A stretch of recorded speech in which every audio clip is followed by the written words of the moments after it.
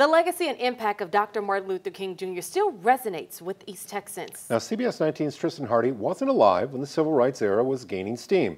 But today, he talked with two people from Tyler that lived through it and remember it well. Dr. King was assassinated 50 years ago.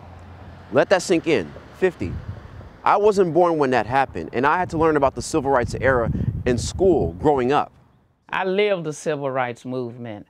My mother made sure that at a certain time of day we had to be in the house. Times were different back then, back when the rules were separate but equal. I have had the experience of having to go down to the courthouse. They had water fountains, colored water fountains. It was the reality Pearlie Henderson and Orinthia Mason dealt with.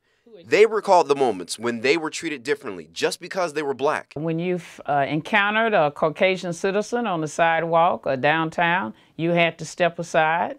You go to the bus station and you had to sit outside, and regardless of the rain or storm or whatever. Since 1954, the civil rights movement was gaining momentum. But in 1968, the news of King's assassination came in through the radio.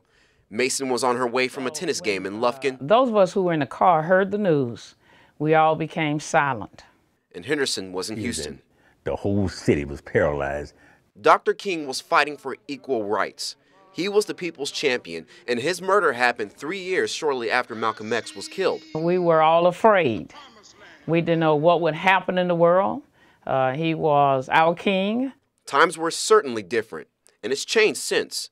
Henderson says Dr. King's death was the catalyst that sparked an activism that demanded change. If it had not been for that movement, we would not be where we are today. But he and Mason believe there's still progress to be made. Keep the dream alive. Don't kill it, and don't let others kill it for us. Tristan Hardy, CBS 19. Dr. King once said, "Darkness cannot drive out darkness. Only light can do that. Hate cannot drive out hate. Only love can do that."